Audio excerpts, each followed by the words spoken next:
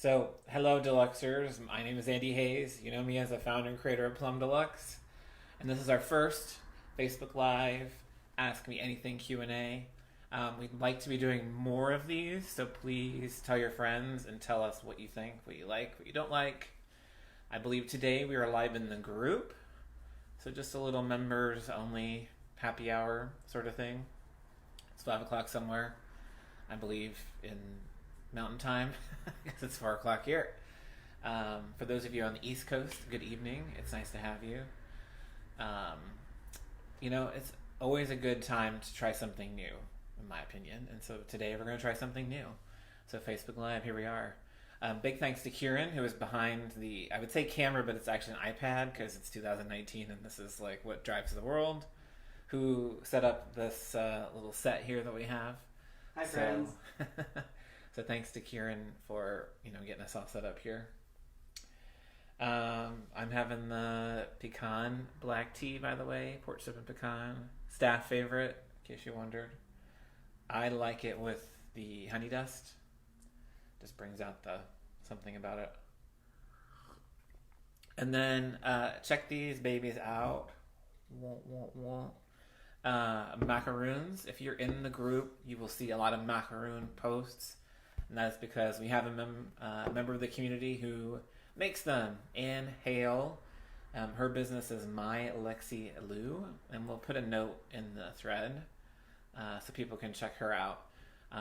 She wanted to thank us for all the goodness that you guys have been sharing with her by sending us some macaroons, and we were not going to turn that opportunity down. So here they are. I had one of the pink ones earlier, and I think it's raspberry chocolate. I couldn't be wrong.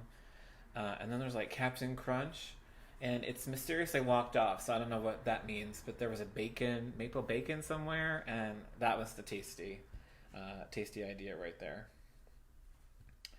Yes, Susan, they are definitely Anne's macaroons. And Priscilla, you're missing out if you've not had a macaron. Oh my gosh, we got to get you one.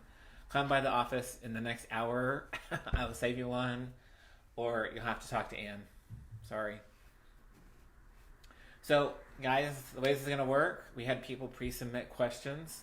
Thank you to those of you who did submit. Diane, I saw yours, so thank you. I didn't read them all. I just saw, I was working on the inbox today and I saw those were in there. If you did not have a chance to pre-submit or comment on the thread in the Facebook group, you can put it into the Q&A thread as a comment. Kieran is helping to moderate because I already can see now hi Megan, I hope you get home safe. I can already see how it's hard to keep an eye on the whole thread and talk to you. So I'm going to talk to you, and Kieran's going to help field the questions. So be sure now, put in your question so that we can get to it, because we don't want to miss it. I do have announcements, a couple things happening. So we're doing candlelight tea and yoga here in Portland on April 6th. So if you're local, we'd love you to join us. There's going to be tea, snacks, obviously yoga, a great guided meditation. We haven't done one of these in a long time, but they've always been really popular. We did yoga, tea and tea and Pilates, tea and stretch. And so it's nice to be having another one of those again. And April will be a great time, spring, and really just kind of opening things up. We had just had a self-care party that was really popular, basically standing room only. So we're really looking forward to tea and yoga. And then March 15th, spring seasonals. I just gave everyone on the team today the official list. So not only is Royal Wedding coming back again, we've been getting asked about this since the Royal Wedding that happened last year, which is lemon elderflower cream black tea. It's inspired by the wedding cake from the Royal Wedding last year. But we also have, correct me if I'm wrong, someone's going to be correcting me as me because I made the list, 6 new signature blend teas. That's right, 6. So that's a lot. So I've been very busy. And they're all really interesting. So I'm curious to hear what people think. So some good new things coming up. March 15th, keep an eye out. Okay, so let's answer some questions. Do I have more questions behind my little... Mm-hmm. We wish you lived closer to Sabrina. We could use help in the blending room.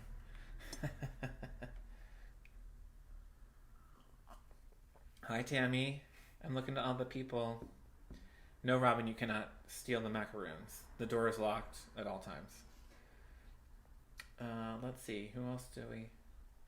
Hi, Julia. How are you? Long time no see. Is it snowing there? It's always snowing where you are, so that feels like a metaphysical question. Sorry, Holly, not sorry.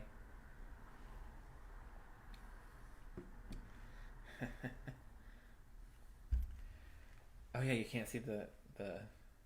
Can you see the thread? I can. Okay, good. Not tempting you, Serena. It's just a strong suggestion. Keep it in mind. Okay, questions. So I'm just going to read them. I don't know who submitted what. I think I've recognized some of these more than one person submitted them. So, congratulations if you're all on the same page there. Have you always had a passion for tea and tea blending? How did you find this career, or did it find you? Well, you see, from 1 year old, I was thinking about making tea blends. No, I'm just kidding. That's totally not true. Most of the people I know in my life, their careers and passions found them, and so I would be in that camp. I grew up with the big pitchers of tea, iced tea in the fridge, one sweetened and one not sweetened. Just the bog standard black tea. That's it. No awareness that there was anything else. And then moved and lived for many moons of my life in Europe. Definitely got ensconced in tea culture. I lived in the Netherlands and then in Scotland. And those are... Continental Europe and Britain are very different things when it comes to tea and tea culture. So I got to see a lot of different things and got to experience different things and got... picked up a lot of habits and rituals, in different ways. So, fast forward to today, that a lot of that part of my life is embedded in what we do, not only just in how we are as people and how we treat each other as a team, but also the teas. A lot of the teas that I liked the most, like the afternoon white peach pear, I couldn't find it. Like, it just vanished. It didn't exist. That company was long gone. And I was like, well, I'll just make my own. That seems straightforward enough. But the thing is, how did you find this career? Or did it find you? It found me. It was like all the things came together at the right time. I had this website, that was... People were asking me to have our own products and not promoting other people's things. Kieran was working for someone who had the skills to help mentor me.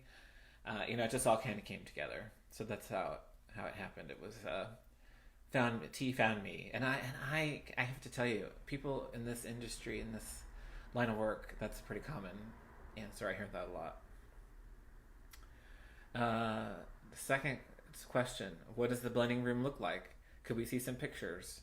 We are working on a day in the life of a tea subscription, a video. Reveals all. Well, okay, not all the things, because no, you cannot pilfer around in my notebooks. However, yes, we moved here in the end of August. So we've been here... We got here long enough to get settled, and then the holidays, which makes it hard to do anything. And then you kind of recover from the holidays. And now we're looking at reorganizing our space a little bit, now that we've been here long enough to know how to be efficient. So once we do that, then we'll finish our video so you can have a better idea of what goes on here. Because it's more complicated than you think. Although maybe you think it's complicated, and it's not as complicated as you think. So I don't know what you think, but you'll see. Okay, next question. Do you plan on expanding outside of Oregon? Not sure. Definitely because of how much postage costs, we will be doing something on the East Coast, but I don't know what. Who comes up with ideas for new blends?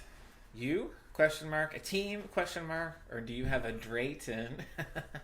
Like the Laurel Child's Tea Shop Mystery series character, what is your process for blending new teas? That's a lot of question marks. So, uh, the way I think of, so I guess I should say I'm in control of most of that. Although a few people on the team have had some excellent contributions, and things just happen. People. How many times have we had a blooper tea that was just amazing? Like the pineapple one right now, I think is currently sold out, but was just like crazy popular. But really, for us, in our brand, we think of what's the kind of scenario that you're putting yourself in where this tea would be really great. Sometimes I do think about flavors or things that people are asking for, but I'm very orientated towards what is the opportune time or moment when this is being enjoyed, and I go from there. And I have these notebooks. Everybody knows I walk around with notebooks, and they have in them my sketches and recipes and things, and I have kind of like things we need to do with pecan, which is what I'm having right now, or like last year, we were really wanting to do hot cinnamon and had been struggling with that.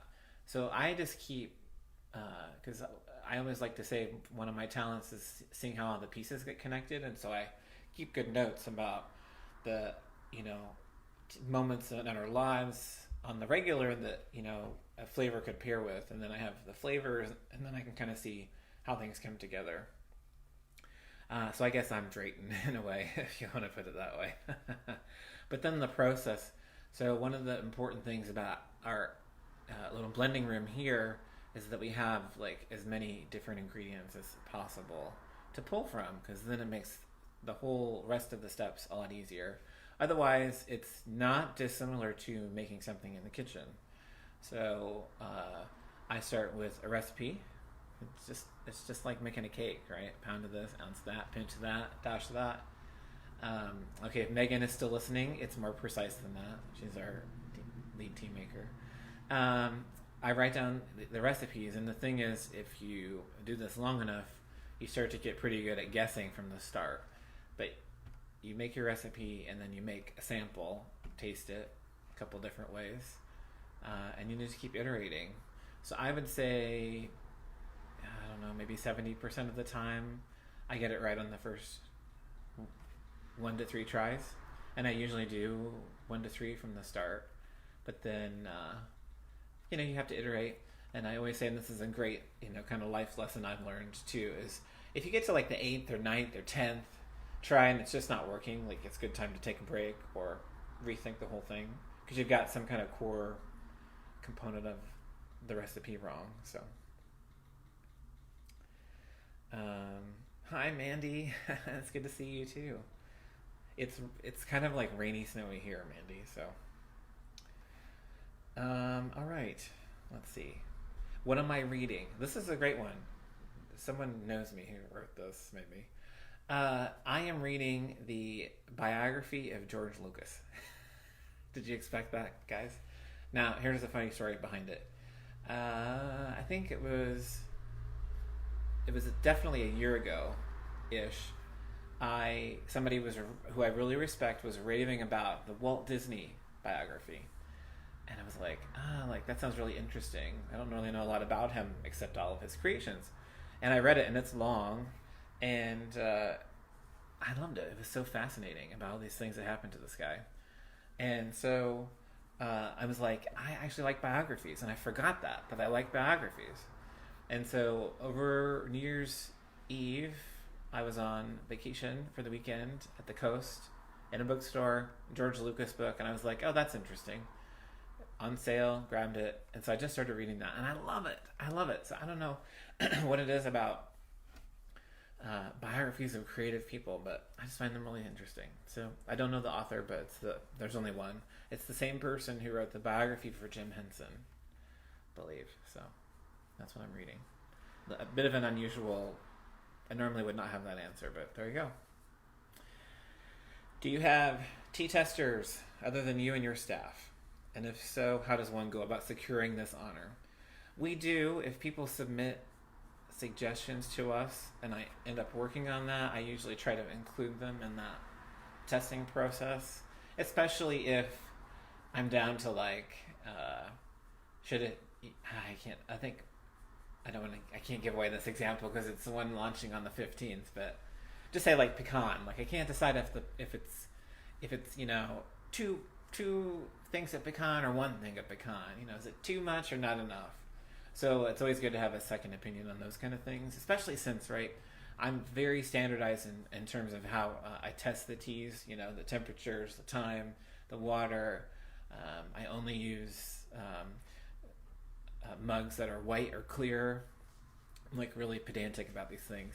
So it's nice to offload that to somebody who has no idea about my specifics and just see what they do. Just, they might oversteep it or they might put a lot of milk in it. Who knows? But it's like, that's what people are going to do, right? So you get better feedback that way. So, yes, and we have also just randomly sent people things in the mail. There wasn't, so like I said, this round coming up, someone recommended the recipe, and so I gave them sneak peeks. But the other teas for the March 15th, we didn't include anyone because I was running really late. Whoops. So sometimes, because we do have deadlines here we really try to stick to. So, yeah, I'm guessing the person that sent this is all in for testing recipe samples. The thing is it just get complicated, sending them, getting the feedback, implementing the feedback. So it depends on what the specific thing we're working on is. So keep an eye out. I will always post them in the group if we're looking for something specific. So that's the place to hang out if you want that job. What makes you really happy right now? It's really freaking cold in Portland, Oregon. I just saw February was the coldest February in like decades. I don't do snow, so I was very happy that it didn't snow, but it was cold and I'm not in love with that. So I'm liking blanket forts. I have I have ridiculous number of blankets, just like in all directions. Like I want them to just maul me while I'm trying to read my biography, and so I'm really happy about blankets right now. Just saying. And I like that. I like that kind of like they're just all over. There's a bunch of different random ones, and some of them I'm not, like I don't even know where that came from. Like whose blanket is that? So yeah, loving the blanket fort. Okay, I've been handed just in time more questions. Also, Ann Hale is now with us. Hi, Ann. Thank you for the macaroons. We had them today in our team meeting. We have a weekly team meeting where we talk about you guys. So we talk about customer feedback, successes, and then opportunities for improvement. It's always important. And then we just talk about our issues and the projects that we're all working on and how we can support each other. And so it was really nice to have these with us as not only a nice conversation starter, but delicious, sugary meeting pusher as well. Okay, so I'm going to keep rolling on questions. And I can't, okay, keeping an eye on the time too. Can't believe it's already half an hour.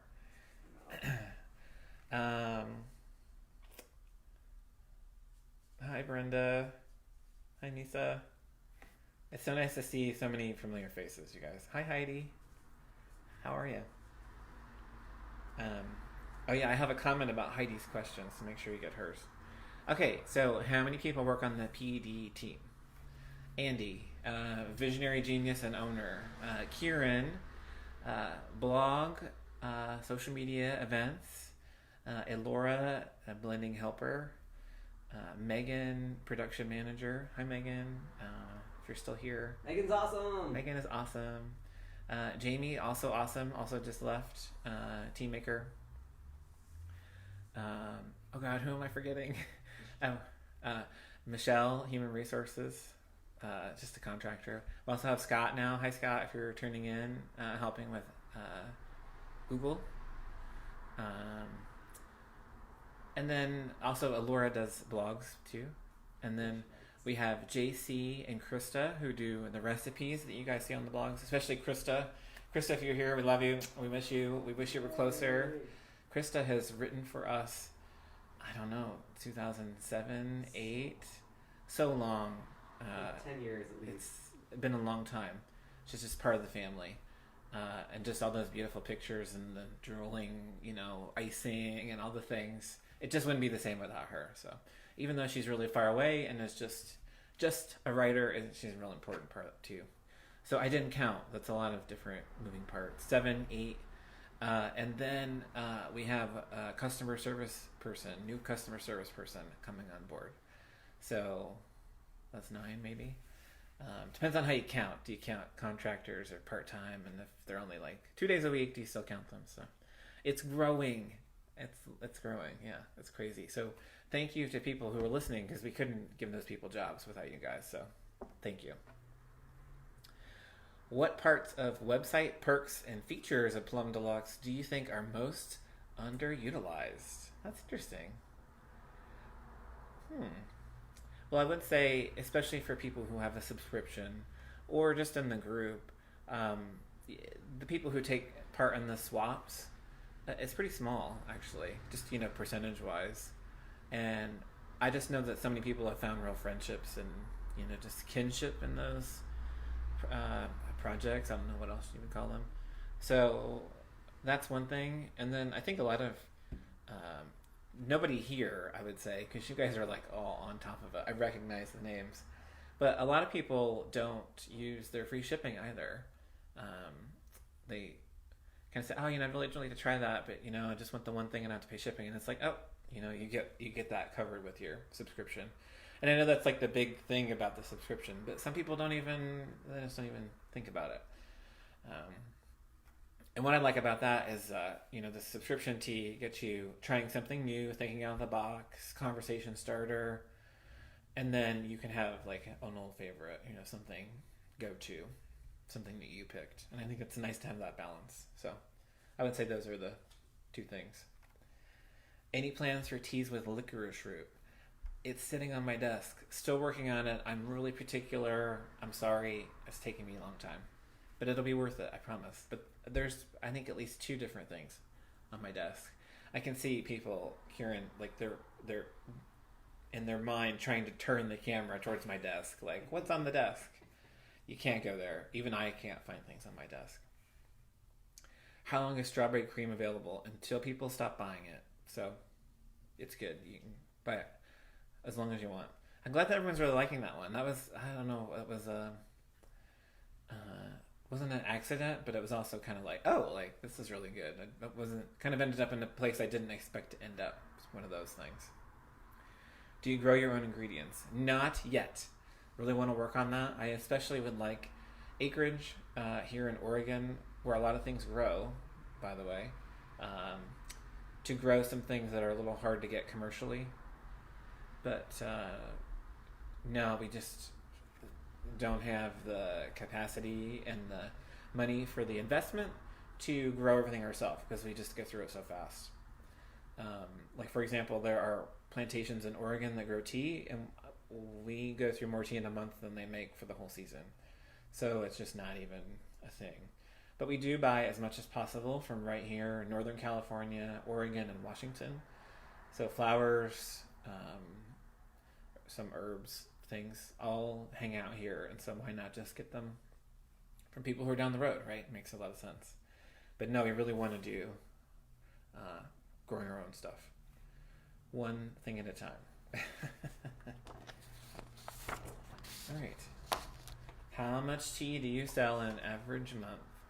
Any specific months typically bigger than others? How much tea do you sell in a month? I feel like if I had looked at this beforehand, I would have looked it up. 500 pounds, maybe? I don't know. That's a kind of a guess. And then most people get the tea in the 1 ounce bag. So if you take 500 times 16, that would be how many of those? So I'm sure someone knows how to do math in the thread there. Specific months bigger than others. It's changed over the years. Yeah, it's changed. Obviously, the holidays, November especially, with the Advent calendar, and this year we did that, like, kind of the 10 teas or whatever, and then the holiday teas. People who even don't drink a lot of tea tend to buy tea and have it in their house for guests, so they'll have the gingerbreads and the cranberries, just serve. So November is big, just kind of in the ramp up before the holidays. Otherwise, it really kind of depends. It's hard to say. I would definitely say that August is quieter because it's so hot. So people and people go on vacation. So that one's the quieter one. Did your operations move out of the house that inspired the home is where the tea is? Yes. So when we moved here, we did the housewarming tea, which was the creme brulee breakfast tea. So yep, we are now in a big, beautiful space with windows and high-tech air ventilation because it's dusty. Cardamom and pieces of flowers in the air and stuff. So this is much better, and we can have stuff like this happen, right? Does a tea of the month ever become permanently available? And I believe this is Heidi. Vote for Nana's Peach. Heidi, I think you would have a real difficult election there because I would say pears and cinnamon would give Nana's Peach a run for her money. However, yes. So here's how it works. Generally, once a year, because we try to roll out new teas every 2 or 3 months or 4 months. We try not to do a ton of them all at once because it's just hard on us as a team, and then hard on people who, they want to try everything. Well, you don't have the budget for everything at once. So we try to pace things out. But I usually pick a time of the year, and we'll probably do it in the fall this year. So August, September time, where we put it up for vote. And so it won't be all of the Tea Club blends. So I'll look back over the last couple of years. I'll have to take out some teas because there are things that we offer our subscription members that are very seasonal or hard to get or really expensive, and I can only do it because there are so many and I pay for it in advance before it gets here. And so that narrows down the list. And then sometimes we'll say, that one was really hit or miss, or we have something similar in the store, so we just put those aside. And so we have a short list. And so I believe it was Easy to Be Green was the last winner of that particular setup. So we'll do it again. So keep an eye out for that in the fall. And be prepared with your campaigning collateral because you need to fight for it, because there have been some really good ones, really popular ones. Will you be at the tea convention in Chicago? No, I'm really sorry. It's really just really expensive to go to these things. The travel, the booth fees, just all the things add up. So unfortunately, not in the stars did not align for that one this year. They seem to be doing a great job marketing it though, so that's a shame. It seems like a lot of good energy behind it. Let's see. Tell us about the essence. Is it the same as flavoring? Is it pure and natural or man-made? How do you add a wet ingredient to dry? Well, it depends on what it is, because man makes blueberries and strawberries too, right? So think about halfway between an essential oil and the extracts like you would have in your baking kit. Somewhere in between there. Made, yes, pure and natural. We wouldn't ever put anything artificial in the tea. That would be defeating the point. And how do you add it if it's wet? Yeah, that's the part of the magic. That's part of the science behind it. They take a lot of the water out. I mean, that's part of the whole process of making those. That's why it's essence. It has so much of it removed. But it has a low water content, so we can put it in there and then you just let it dry. It just evaporates. That's it. It's really quite straightforward. In that magical way, it's so simple yet actually complicated. We were just having a couple of conversations about it this week, because it's there's a whole world out there of machinery and to help turn it and keep it even and stuff. So we'll see what happens there. But yeah, it's just think about if you had the essential oils in your medicine cabinet. That's too much too strong and burn the tea. And then if you think about like vanilla extract that you'd put in the cake, that's too wet. So you got to go in the middle. So it's quite a specific thing. All right, we have a few more. Let's see. Is Victorian Garden from Plum Box still available? That's a good question. We can try to make that available for you. I will also mention, because we just... I'm always pointing at this camera. I'm excited. These are good questions.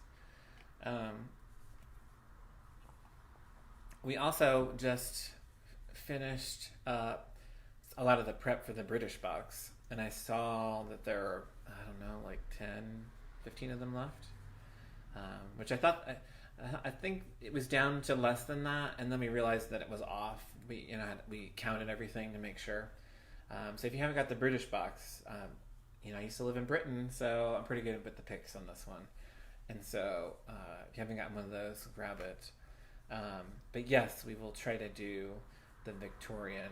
If we can't get it in time for April, then June is Earl Grey month, and we'll definitely have it for then. And Earl Grey month is when all the Earl Greys go on sale, and we do a handful, well, it's more than a handful. I think last year there were 5 or 6 of them, like experimental ones, like just a bunch of extra grays of different kinds, oolong, herbal, and it's just, if you like Earl Grey or like experimenting with it, it's a lot of fun to hang out that month and see what you find. Okay, last question before we wrap. Do you recommend storing tea in the bag it comes in? If not, what do you recommend for storage? So it's totally fine to hang out in the bag that it comes in. The most important things, though, are that the tea is dry and dark. So no freezer. I hear that a lot, and I've never heard that before I had this job. But you can't put tea in the freezer. It's too wet. Way too wet. And then, so you want it dry. That's the biggest thing. Because tea itself, even though it's dry, does have a little bit of moisture in it. And so if you give that moisture any opportunity to expand, it's just going to rot, mold the tea. And then dark. If you keep it somewhere dark, it protects the flavors, the aroma. So, it's basically just a cupboard. That's all. So you can leave it in the bag it comes in. You can put it in a mason jar, tea tin, whatever you want. So you're all good as long as it's dry and dark. So it doesn't go in the backyard or the freezer. So I think that's our questions. There was a lot of them. I was really surprised. I was really excited. Thank you for those of you who submitted questions beforehand. Thank you for those of you that joined in while we were here. Hi, Colleen. Hi, Leah. Hi, Victoria. We have new members. Hi, Candy, who's a new member. We're going to be doing more of these, and so I'll get a better hang of how do you look at the feed and how you look at the camera. I'm not sure how to do that. But if we didn't get to your question today, we have been taking them all down, and so we'll use those as the list for the next Q&A. We'll try to do these once a month, just so we can hang out and do stuff. If you wanted to send this to a friend, it's a Facebook Live, so it turns into basically a Facebook video, so you can send it to someone afterwards through Messenger or share. So don't worry about missing the recording. It's kind of like a DVR, I guess. It'll be there for you. And then parting, I just wanted to give you guys a little, encouragement before I go. This is something new for us.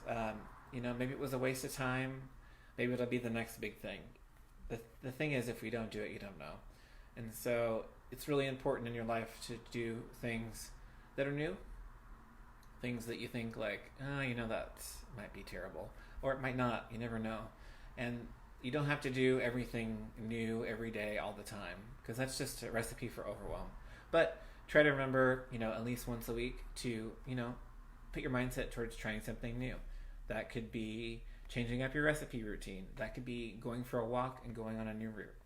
Or it could just be saying, you know what, I have this person in my life who I want a better relationship with, and so I'm going to invite them out for tea. And it's coming. Try something new. So that's my parting words. So again, I'm Andy Hayes, founder and creator of Plum Deluxe. Thank you for tuning in to the number one Ask Me Anything Q&A live episode. Until next time, see you guys.